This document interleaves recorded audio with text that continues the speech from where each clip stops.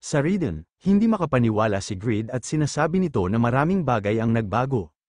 Parang nag-effort talaga si Lowell, lahat sila ay aalis papuntang Bayan Archipelago pagkatapos magpahinga ng kaunti at mag-ayos ng mga gamit at gear. Gulat na gulat at hindi makapaniwala din si Stick at sinasabi nito na hindi niya akalain na ang isang disyerto na lungsod ay maaaring umunlad ng labis. Masayang-masaya si Lord nang makita niya ang kanyang papa at makikita nating na naglalabas ng divine aura si Lord. Nakangiting sinasabi ni Irene na asawa ko, nakabalik siya ng ligtas. Sinasabi ni Grid kay Irene na nagpunta lang sila dito para maghanda ng mga gamit, aalis din sila agad. Kinuha ni Grid si Lord at masayang-masaya naman dito si Grid at sinasabi nito na narinig ba ng lahat. Sinasabi ni Lord na papa, tinuro ni Lord si Asmaphel at parang may sinasabi ito at nag-react naman dito si Grid at tinatanong nito kung ano ang problema.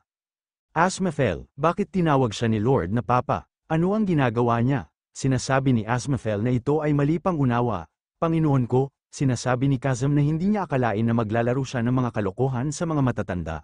Gaya ng inaasahan, hindi ka panipaniwala ang kanyang talento. Nilabas ni Grid ang Great Lord Sword. Sinasabi ni Grid na anak ko, tignan natin kung gaano na siya lumago. Name, Lord's time, age, 0, gender, male, job, Duke son, level, 3. Strength, 40, stamina, 45, agility, 54, intelligence, 47. Dexterity, 70, charm, 100, dignity, 17, insight, 80. Title, Western Continent's Genius, plus 60% ng level at stats na bilis ng paglago. Ang kanyang level at kakayahan ay tataas ng 60% mas mabilis kaysa normal, maaaring matuto siya ng maraming iba't ibang kasanayan, pero, may limitado kung gaano kalaki ang kaya niya. Ang limit na ito ay mawawala kung siya ay umabot ng 15 years of age. Sa isip-isip ni Grid na isa siyang Ethel's genius, naging genius siya ng Western Continente, skill, beginner blacksmith skill F, beginner weapons mastery C, the Lucas methods A+, discerning eyes S, overwhelming charm S, launcher's method SS. Famous and legendary pedigree SS, nang laki ang mga mata ni Grid at hindi siya makapaniwala at sa isip-isip nito na may SS rank legendary skill siya. Ang kanyang potensyal ay tumaas din ng malaki. Ano ang nangyayari? May nag-message kay Grid at sisihi pala ito at sinasabi nito na opa. May naghahanap sa kanya, sa real world, sa isang restaurant at may nagsasalita at sinasabi nito na ang first international competition ay may rating na 63%.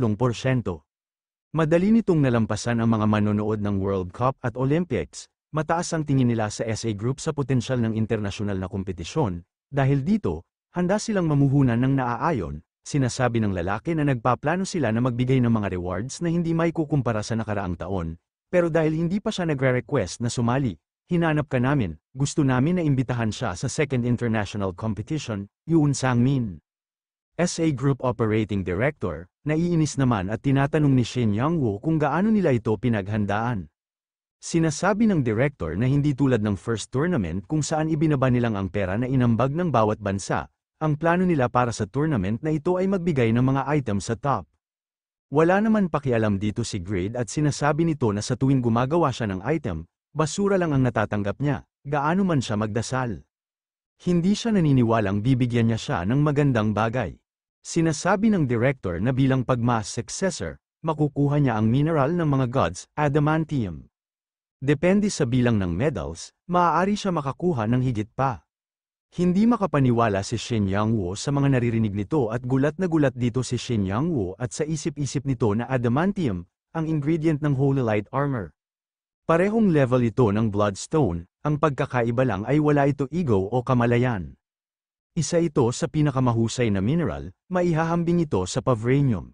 Nagtataka siya kung paano ito nakuha. Ito ay malaking pagkakataon para magkaroon ng isang ganap na kahanga-hanga. Sa isip-isip ng director na 2 taon na nilang binabantayan siya, kaya madali lang pumili ng pain. Maghintay lang siya at tingnan kung ano pa ang maya-alok nila sa kanya. Sinasabi ng director na syempre, yan lang kung mananalo ang Korea, isang bansang hindi pa nakakakuha ng maraming medalya sa Satisfy. Sa isip-isip ni Shin Young-woo na kahit meron silang Yura at Peak Sword, mababa ang tingin nila sa kanila. Kahit turuan sila ng isang lesson, gusto niyang sabihin na sasali siya.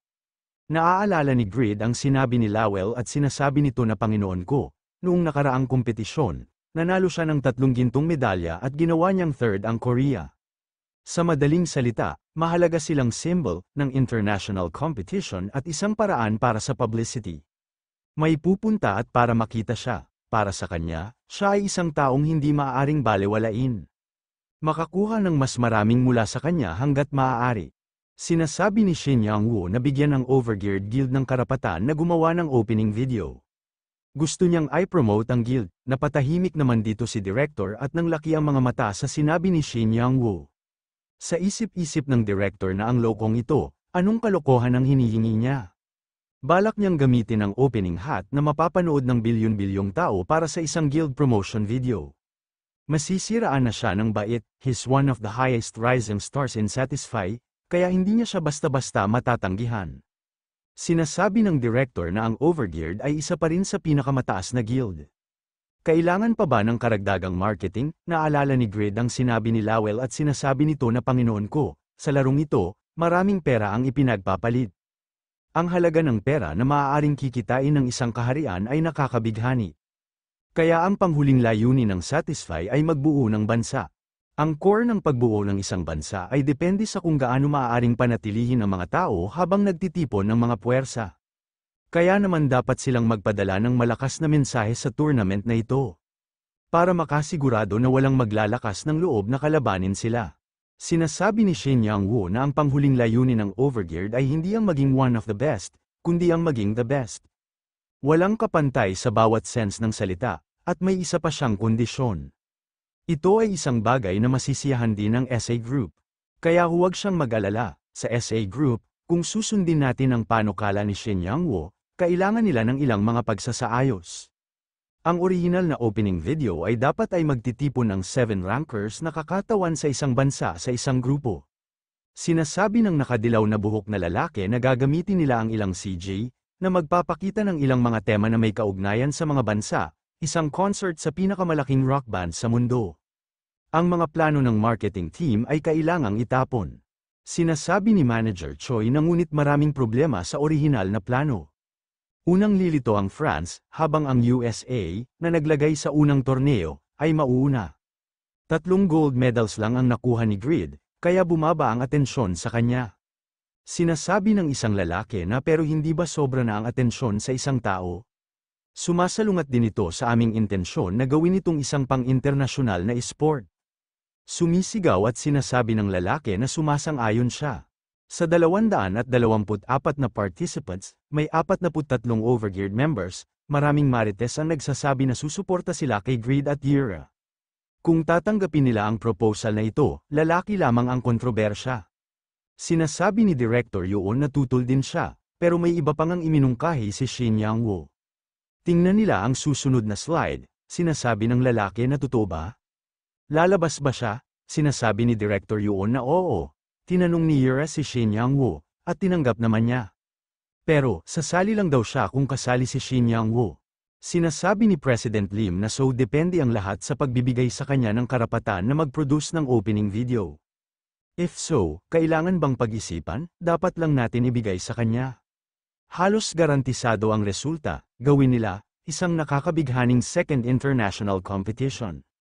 Ilang araw pagkalipas, Satisfy Today, ngayong araw, nais namin magbahagi ng ilang espesyal na balita sa lahat. Second International Competition Paris, may 43 days na lang bago ang Second Satisfy International Competition na gagawin sa Paris, France, Zibel, Greece, at maraming iba pang manlalaro mula sa 32 bansa ang sasali, at ngayon, alas 6, isang opening video na 4 na minuto at 32 segundo ang napost sa official website Out of the Blue, nalampasan na ng video ang 1 billion views, kaya ang Satisfy Today ay dumating para hanapin ang lahat, sama-sama natin panoorin.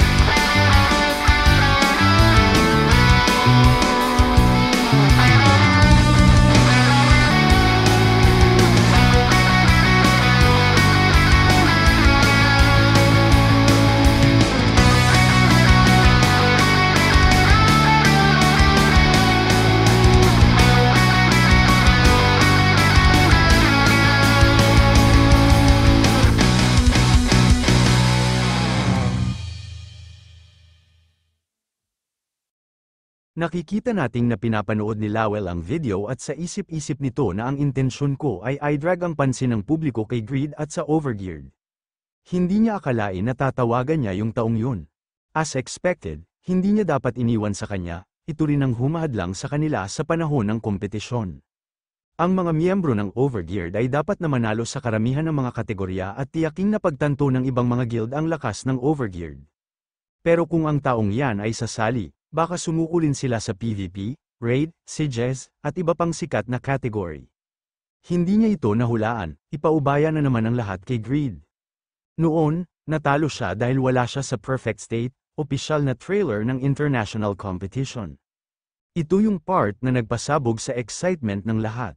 Batid pa ni Lowell na ito ay hindi isang bagay na maaaring umasa sa swerte, kahit dinala niya ito sa sarili niya. Ang tanging daan lang sa variable na ito ay sa pamamagitan ni Grid, the sky above the sky, Kraugle, may engranding nickname siya at may mga fans na mas baliw kay Grid, ang pinakamahusay sa mundo na hindi pa lumitaw sa anumang opisyal na event, ang pinakamalaking sensation ng tournament, the sky above the sky sasali sa second international competition.